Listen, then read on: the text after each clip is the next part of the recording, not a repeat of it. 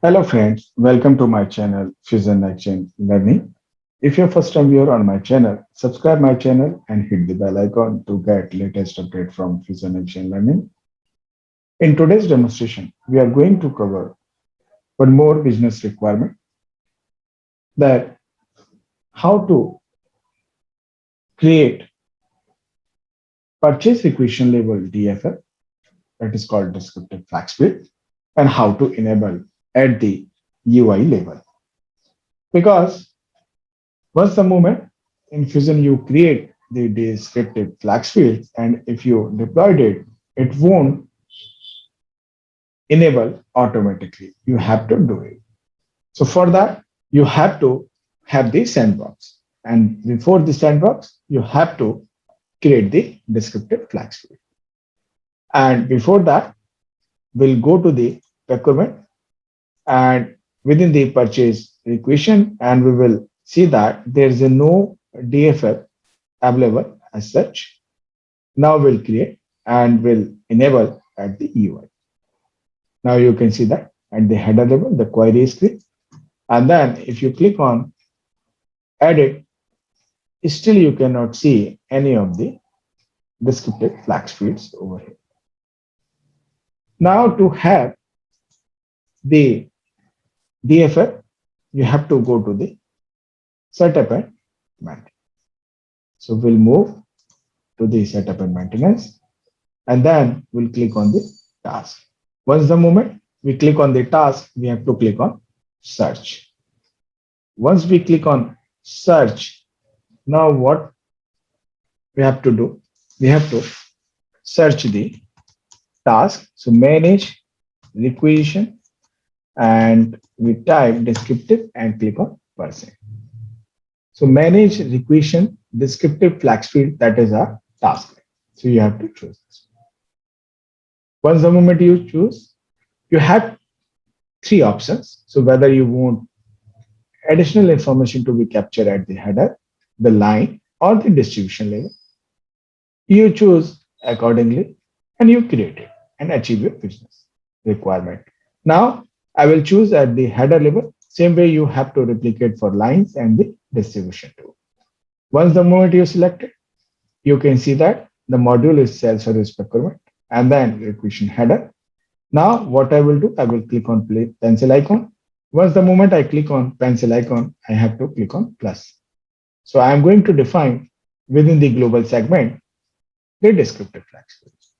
Now, I will choose supplier warehouse location as a DFL, and then code and API will get automatically created. You don't need to worry about that. And then I copied the same within the description. Now the data type I mentioned as a character, default, and select the attribute. You can change any of the attribute from the drop down based on your requirement. If you reserve attribute 1 for some other purpose, you can choose the attribute 2. There is a no issue. Now you have to click on create value set. Once the moment you click on, you have to enter the value set code, name and description, and then you have to select your module as a self-service procurement. Validation type, you have to click on format only, and then the caret. So if you see validation type format only means you want free text, independent, dependent, subset, table, or view object. So there are multiple ways to drive your value set values.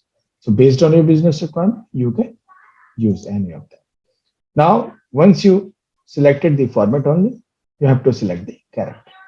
And then it will be text, and I will choose the maximum limit of the descriptive flag field, that is 150. And after that, I will click on save and close. Once the moment I clicked on save and close, you can see that value set got created. Now at the bottom, you can see that display properties. So now you have to set the display properties, whether it's drop down, it's text type, right? So based on your requirement, you can select any of this. You can also enter the definition. Definition is belonging what is the purpose of this dff and the instruction. So if this is user entered value, then what needs to be taken care while entering all these values by the user, you have to enter over here.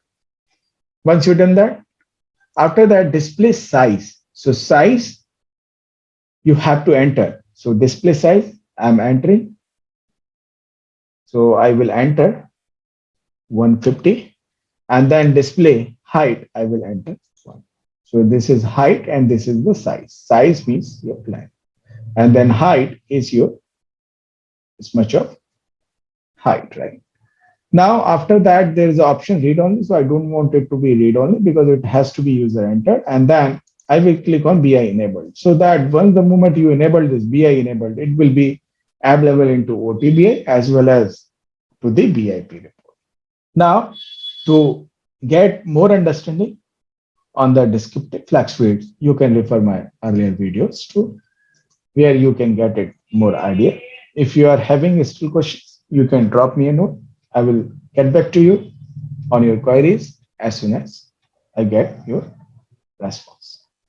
Now you can see that I created the global segments, and then what I will do, I will click on the save and close.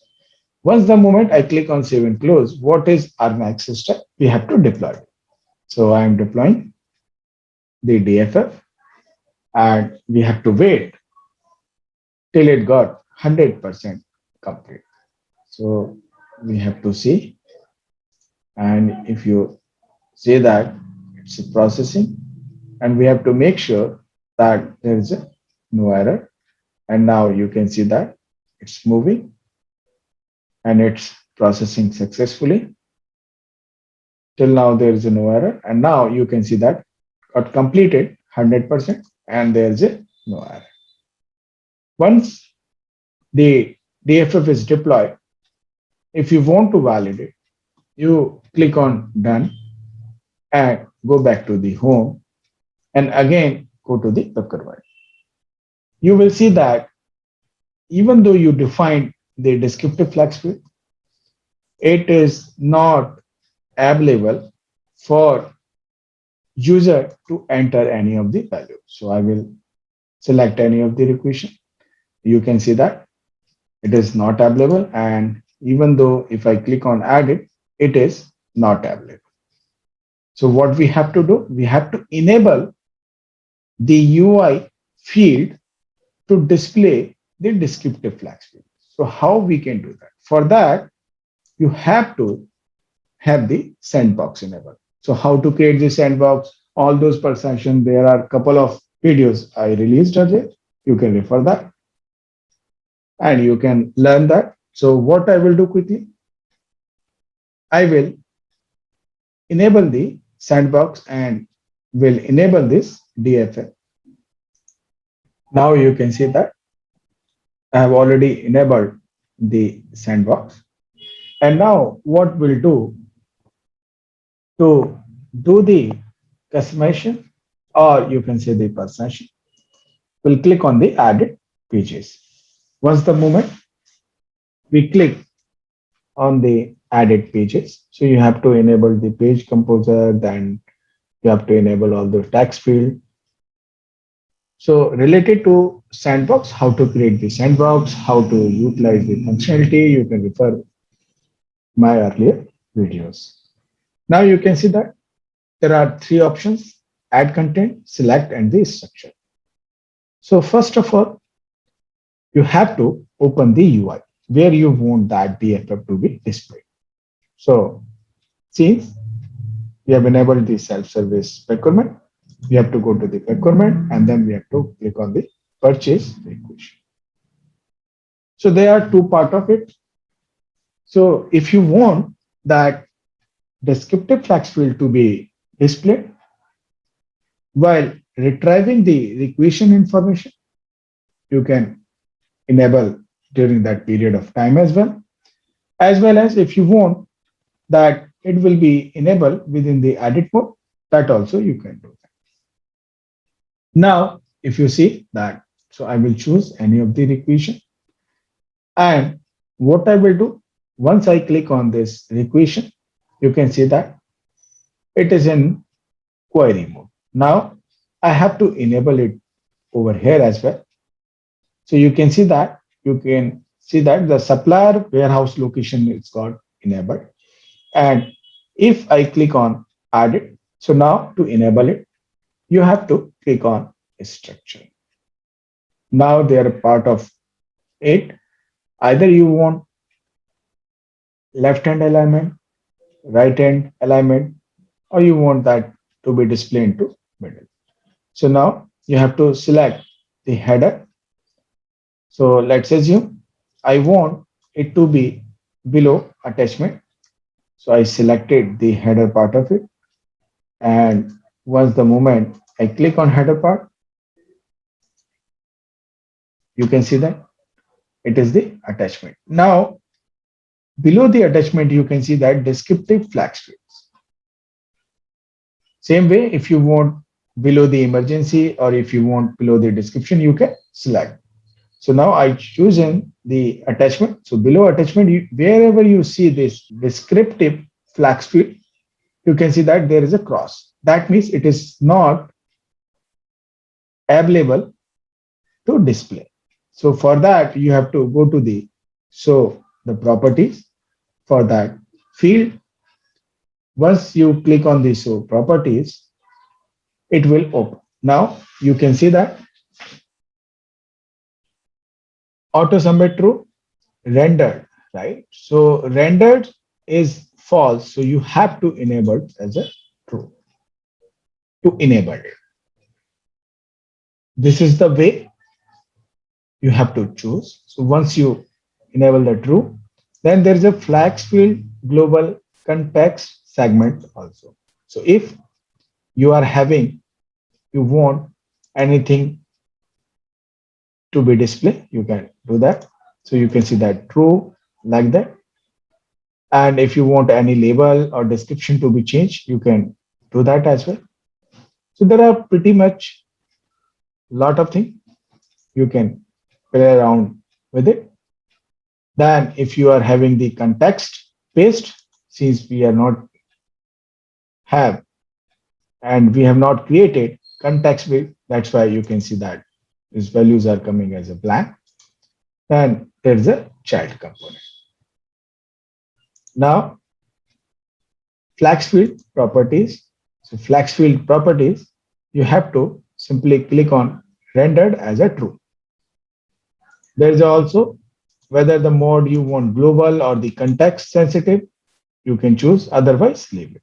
So based on your business requirement, how you want that style to be displayed, you can do that. You have to click on apply. Once the moment you click on apply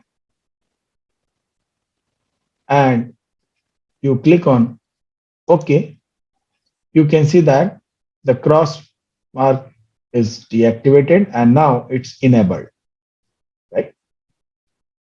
Now to validate it, right?